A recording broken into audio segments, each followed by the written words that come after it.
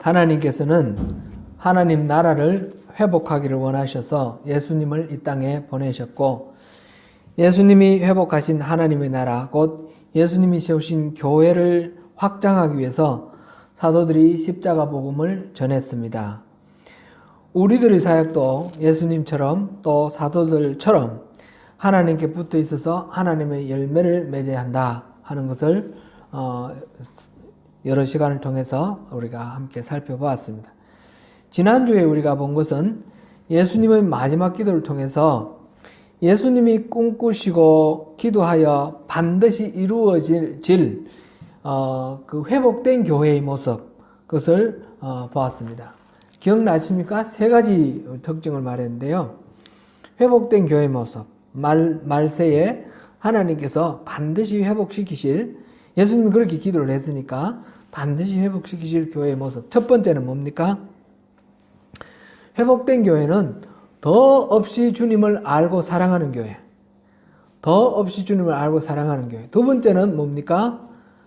회복된 교회는 더 없이 거룩한 교회. 세 번째는 뭡니까? 회복된 교회는 더 없이 하나된 교회. 이게 이제 요한복음 17장 예수님의 대제사장 기도에서 예수님이 하나님 앞에 기도했던 내용입니다.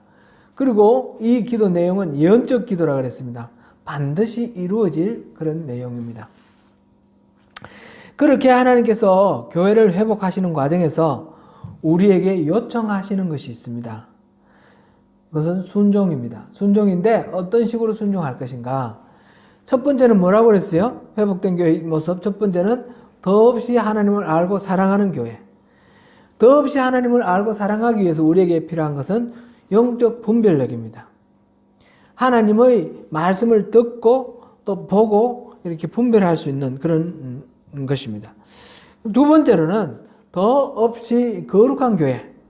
거룩한 교회를 위해서는 우리가 어떻게 해야 됩니까? 이 영적 분별력을 바탕으로 해서 분별을 해서 거룩한 것과 속된 것을 구별해야 됩니다. 이건 차별은 아니고 구별입니다.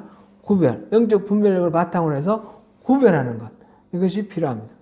세 번째로는 더없이 하나된 교회. 하나된 교회를 위해서 우리가 구별을 했는데 이 구별은 치열한 영적 전쟁을 수반하는 것입니다. 그래서 영적 전쟁 속에서 교회를 안전하게 지켜내는 것입니다. 그렇게 했을 때 이 회복된 교회, 하나님이 기뻐하시고 예수님이 그렇게 기도했던 그 교회가 온전하게 세워지는 것입니다. 그럼 우리 교회는 어떻게 되느냐? 바로 이런 교회가 되어야 되는 거죠. 더없이 주님을 알고 사랑하는 교회, 더없이 거룩한 교회, 더없이 하나된 교회. 이것이 회복된 교회입니다. 앞으로 이 부분을 살펴볼 텐데 우리가 이런 교회를 회복된 교회를 위해서 우리가 어떻게 해야 되는가 살펴볼 건데 첫 번째가 영적 분별력입니다. 교회 회복 3, 오늘 제목이 회복 3인데 회복 3에 영적 분별력 1 이렇게 붙여도 좋겠습니다. 이거를 제가 제목을 좀 이렇게 붙일까 말까 망설이다가 좀 궁금증을 좀 남겨놓으려고 그냥 이렇게 했습니다. 오늘 본문을 이렇게 읽으실 때 어땠습니까? 조금 부담스럽지 않았습니까? 하나님이 이 아론의 두 아들 나답과 아비후를 제사장으로 세웠습니다. 그리고 이제 이들에게 모세를 통해서 기름 부으시고 첫 번째 아론이 제사를 지냈습니다.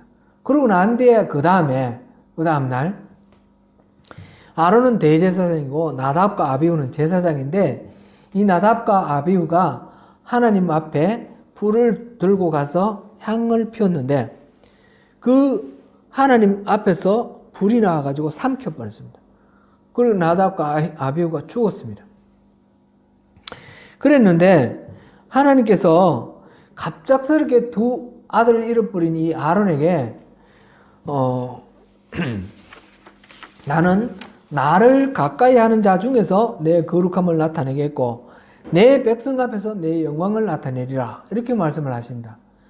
아론이 무슨 말씀인지 잘 알아듣지 못하고 어쩔 줄 몰라 하면서 잠잠히 있었더니 모세를 통해서 너 하나님 계속 지시하시고 모세가 말하는데 모세의 아론의 삼촌, 모세의 삼촌이 되겠죠. 우시엘의 아들, 곧 아론과 모세에게는 사촌이 되는 미사엘과 엘사반을 불러서 나답과 아비후의 시신을 치우라. 옮겨내라. 그렇게 말했고, 그리고 이제 아론이 지금 나답과 아비후가 죽었는데 또 두 아들이 더 있습니다. 엘르아살과 이다말. 이들이 나중에 이제 제사장이 되는데, 엘르아살과 이다말에게 너희는 머리도 풀지 말고 옷도 찢지 마라. 무슨 말입니까? 아들이 죽었고 형이 죽었는데 슬퍼하지 말라는 겁니다. 애도하지 말라는 겁니다. 그러면서 하신 말씀이 우리 다시 한번 보겠습니다. 6절 머리를 풀거나 옷을 찢지 말라. 그리하여 너희가 죽음을 면하고 여호와의 진노가 온 회중에게 미침을 면하게 하라. 이건 무슨 말씀입니까? 머리를 풀고 옷을 찢어서 슬픔을 표현을 하면 너희들이 죽는다 이 말이에요. 그리고 온 회중이 하나님의 진노를 당하게 될 거다. 그러니까 머리를 풀지 말고 옷 찢지 마라. 그렇게 슬픔을 나타내면 너희들이 죽는 것뿐 아니라 온 백성이 진노를 당할 것이다. 그렇게 말씀을 하십니다. 이렇게 하나님께서 나답과 아비후가 나름대로는 제사 지내고 하나님 앞에 잘하려고 하다가 죽었는 것만 해도 참 이렇게 참 마음이 무거운데 거기에 대해서 슬퍼하는 것조차도 금지를 시켰습니다. 슬퍼하지도 말라. 그렇게 말씀하셨습니다. 왜 그러셨을까? 하나님이 좀 가혹하시다, 좀 심하시다, 이런 생각이 좀 들기도 합니다. 그런데 하나님 말씀을 다시 한번 살펴보겠습니다. 앞에 3절 같이 읽어보겠습니다. 시작.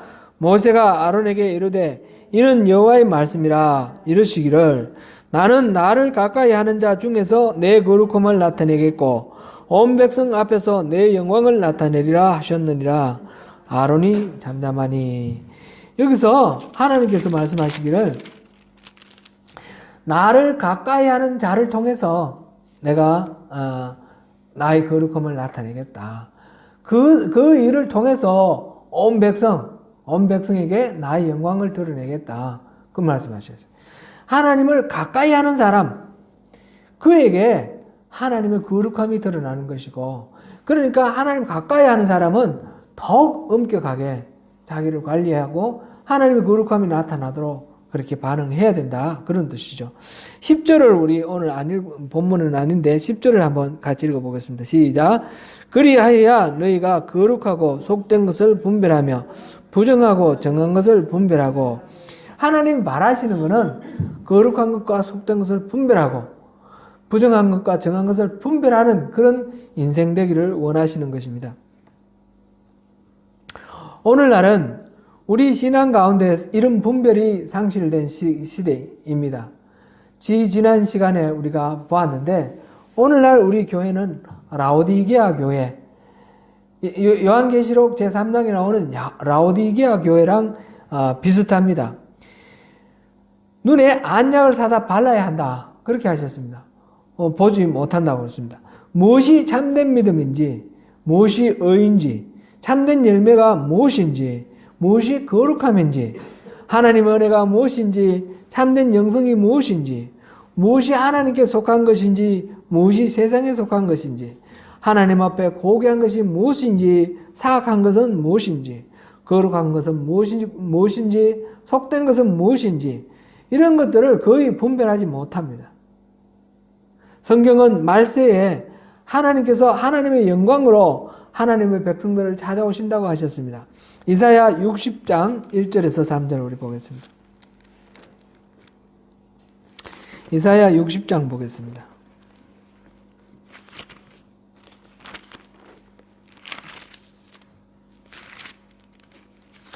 이사야 60장 1절부터 3절까지 같이 한번 읽어보겠습니다. 시작. 일어나라, 빛을 발하라. 이는 내 빛이 이르렀고 여호와의 영광이 내 위에 임하였음이니라. 보라, 어둠이 땅을 덮을 것이며 캄캄함이 만민을 가리려니와 오직 여호와께서 내 위에 임하실 것이며 그의 영광이 내 위에 나타나리니 나라들은 내 빛으로 왕들은 비치는 내 광명으로 나오리라. 마지막 때에 여호와의 영광이 우리들 위에 나타나신다 하였습니다. 어둠이 짙고 캄캄하게 보일 때, 그럴 때에 하나님께서 우리 위에 임하시고 그 영광이 우리에게 비춰질 것입니다. 하나님을 가까이 하는 자, 하나님을 사모하는 자, 하나님 뜻대로 있고자 하는 자, 하나님께서 영광으로 찾아오신다 하셨습니다. 하나님의 교회가 회복될 때에 하나님은 반드시 영광으로 찾아오실 것입니다. 그런데 이때 하나님께 가까이 하는 사람들은 더욱 철저하게 하나님의 길을 따라야 합니다. 만약 나답과 아비후처럼 그냥 아무 생각 없이 하나님 영광을 맞이하려고 그러다가 보면 큰 화를 당할 수가 있다는 것입니다. 나답과 아비후는 사실 특별한 사람입니다. 하나님께서 이스라엘 백성을 위하여 제사장으로 세우셨죠. 하나님이 이스라엘 백성들을 만나실 때 그 장면은 너무너무 장엄하고 이스라엘 사람들은 두려울 정도였습니다. 그래서 백성들은 하나님께서 직접 말씀하지 않으시기를 구했습니다. 하나님은 시내산 아래 경계선을 그어놓고 그 위에는 아무도 넘지 못하도록 하셨습니다. 거룩함이 없이는 아무도 하나님께로 다가갈 수가 없습니다. 심지어는 짐승도 그 경계선을 넘지 못하게 하셨습니다. 그런데 출애굽기 24장에 보면 모세에게 말씀하시기를 아론과 나답과 아비후 그리고 70인의 장로 이들을 그 경계선을 넘어서 하나님 앞에까지 불러 올리십니다. 그래서 9절에 보니까 하나님과 더불어서 하나님을 뵙고 먹고 마셨습니다. 그래서 시내산 언약이 체결되는 장면입니다. 그렇게 했습니다. 나답과 아비후는 하나님이 특별히 가까이 하신 사람이었습니다. 그러나 나답과 아비후는 하나님으로부터 오는 것과 그렇지 않은 것을 분별하는데 소홀히 하였습니다. 그래서 전혀 예상하지 못하던 그런 화를 당했습니다. 어쩌면 하나님이 자신들을 가까이 주시니까 그냥 그래도 되는 줄 알았는지도 모르겠습니다. 하나님과의 관계에서 두 가지, 동전의 양면, 두 가지가 반드시 필요하다 했습니다. 하나는 친밀함이고 하나는 경외함입니다. 친밀함만 있고 경외함이 없으면 하나님을 망령되이 여기게 되고 하나님을 업신여기게 되는 그런 결과가 됩니다. 지금 나답과 아비후가 친밀함은 있는데 경외함에 부족했다 이렇게 볼 수 있습니다. 그렇다고 해서 하나님께 경외함만 있고 친밀함이 없으면 하나님은 그냥 머나먼 하늘 끝에 계시는 그런 존재로 무섭고 두려운 존재로만 있죠. 우리 삶에 구체적으로 역사하시고 우리와 함께 하시는 임마누엘 하나님, 살아계신 하나님을 체험하기 위해서는 이 친밀함과 경외함이 늘 같이 붙어 있어야 됩니다. 함께 하나님을 이렇게 친밀하게 대함과 동시에 공경함으로 경외함으로 하나님을 대해야 됩니다. 이것이 신앙의 핵심이고 이것을 잘 분별하는 것이 바로 영적 분별력이 되는 것입니다. 요한복음 1장 4절 5절을 우리 한번 보겠습니다.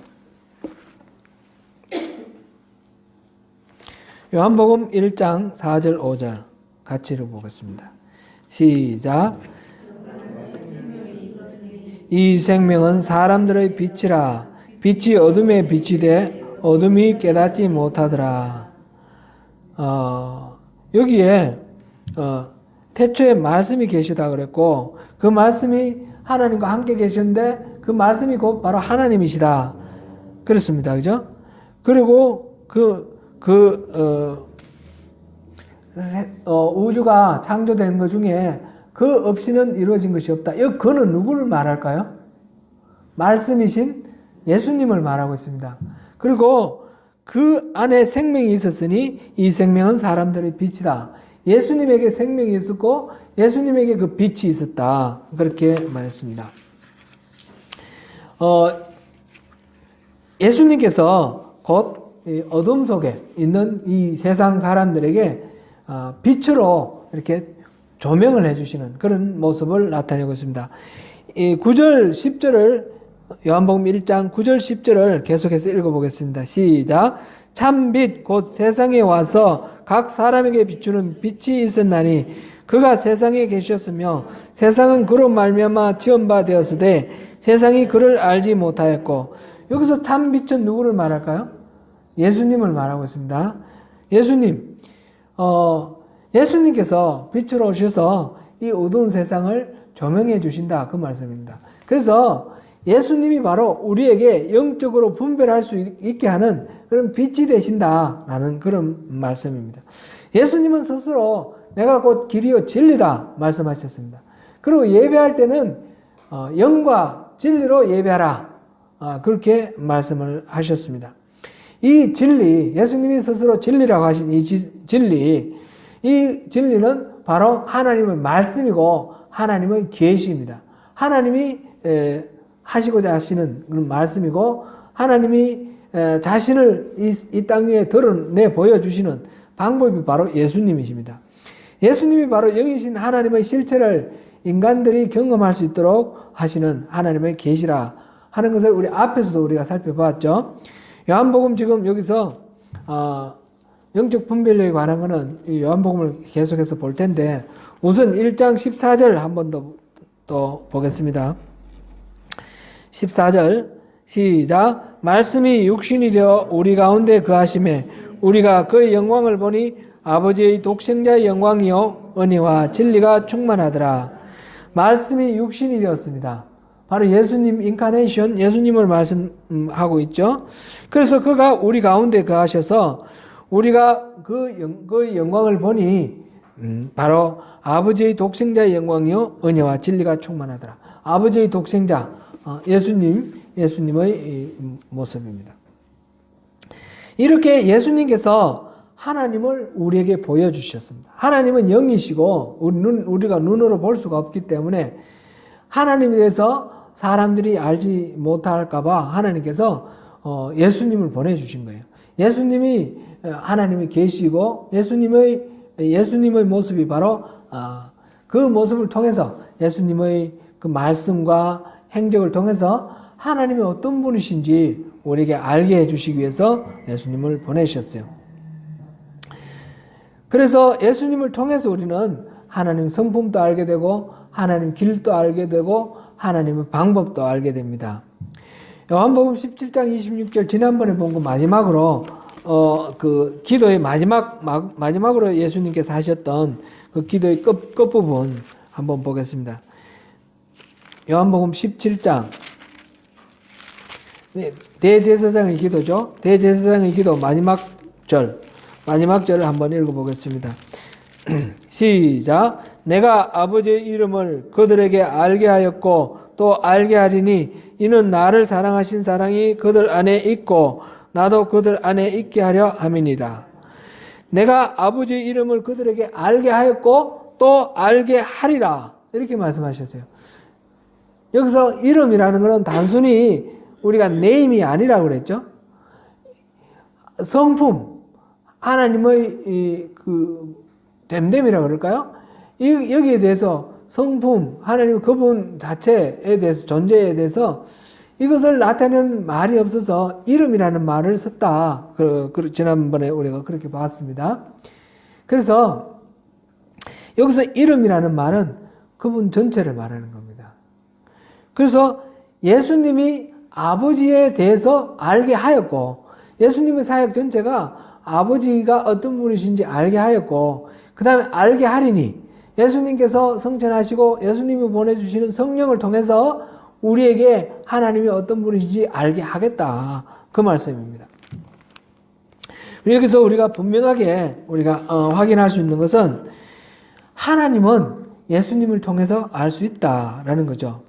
그래서 예수님께서 그것을 알게 하려고 계속해서 여러 가지로 말씀도 해주시고 이렇게 하십니다. 예수님이 그렇게 말씀해 주시고 계시해 주심에도 불구하고 예수님 당시의 사람들이나 오늘날의 사람들이나 하나님에 대해서 잘 아느냐 그렇게 말할 때 그렇게 말할 수가 없습니다. 이게 바로 영적 분별력이 때문입니다. 영적 분별력이 없으면 알 수가 없는 것입니다. 요한복음 5장 37절 한 번 더 찾아보겠습니다. 5장 37절.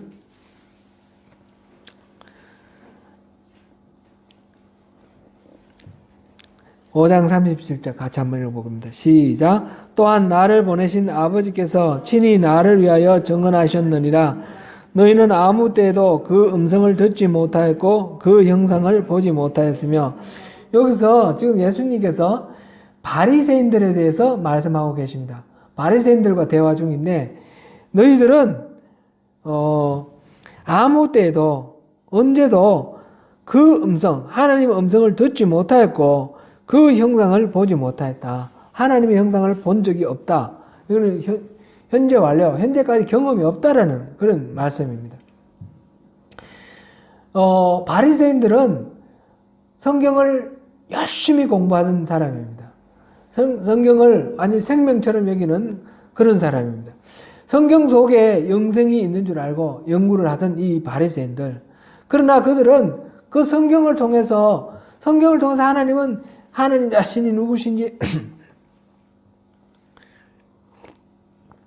선지자에게 말씀하시고 계속해서 모든 이 성경 기록자들에게 말씀하셔서 하나님에 대해서 성경에 깊이 이렇게 기록해 놓았음에도 불구하고 예수님이 보실 때 그들은 하나님에 대해서 알지도 못하는 거예요.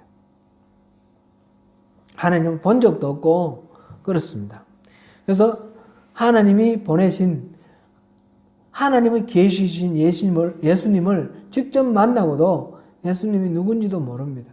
그리고 믿지도 않습니다.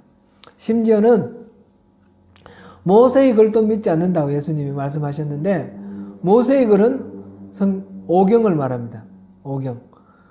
바리새인들한테 너희들 모세 오경 안 믿느냐 그러면 펄펄 뛸 겁니다. 자기들은 믿는다고 생각하는데 그런데 하나님의 눈에는 안 믿는 겁니다. 자기들의 관점 상관없이 하나님 눈에는 믿지 않습니다. 그들은 성경을 읽으면서도 하나님을 알지 못하고 예수님을 만나고도 하나님에 대해 전혀 알지 못하고 있습니다. 영적 분별력이 없기 때문입니다. 이것은 오늘날 우리 성도들에게도 마찬가지입니다. 우리가 열심히 신앙생활하고 열심히 기도하고 열심히 찬양한다고 해서 하나님을 다 잘 알고 있다라고 말할 수 있느냐? 그렇게 말할 수가 없다라는 거죠. 영적 분별력이 있어야 합니다. 그렇지 않으면 우리는 열심히 신앙생활하고도 하나님하고 아무 상관없는 그런 활동을 할 수도 있는 것입니다. 사랑하는 성도 여러분, 회복되어야 할 교회의 모습은 단순합니다. 더없이 하나님을 알고 사랑하고 더없이 거룩하고 더없이 하나된 교회입니다. 그러기 위해서 맨 먼저 필요한 것이 하나님을 아는 겁니다. 하나님을 알기 위해서 영적 분별력이 필요합니다. 어떻게 하면 주님의 계시를 잘 알아보고 잘 알아들을 수 있을까? 영적 분별력을 위해서 하나님은 우리에게 어떤 것을 바라실까? 이거는 다음 주에 우리가 다음 주부터 한 몇 시간 같이 보겠습니다. 이 영적 분별력 이거는 너무너무 중요합니다. 우리 신앙의 핵심이다 할 수도 있습니다. 우리가 열심히 신앙생활 하는데 열심히 달린다고 해서 좋은 것이 아니죠. 목표가 이쪽이면 그쪽을 향해서 달려야지 반대쪽으로 달리면 열심히 달리면 달릴수록 멀어지는 것입니다.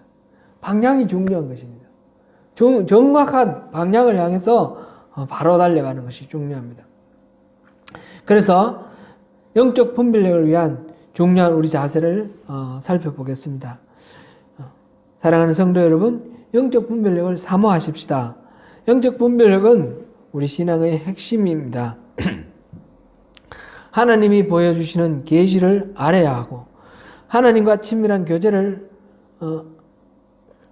알아야지 하나님과 친밀한 교제를 할 수 있습니다. 하나님의 뜻과 길을 쫓아서 하나님 기뻐하시는 일을 함으로 하나님이 정말 기뻐하시는 하나님의 동력자의 삶을 살 수 있습니다. 주님을 가까이 하는 사람에게는 더욱 주님을 아는, 주님의 마음을 아는 그 분별력이 필요합니다. 나답과 아비후로 오늘 시작한 이유는 그들이 특별히 주님을 가까이 했던 사람이고 주님이 특별히 그들을 사랑했던 사람이기 때문에 그렇습니다. 우리는 우리 마음속으로 주님을 더욱 가까이 하기를 원하고 특별히 우리 주님의 은혜와 사랑을 많이 받는 그런 사람이라 우리 생각하고 있습니다. 그러므로 우리에게는 더욱 예민한 영적 분별력이 필요합니다. 주님의 은혜 안에서 승리하시는 저와 여러분 되시기를 축원합니다. 기도하겠습니다.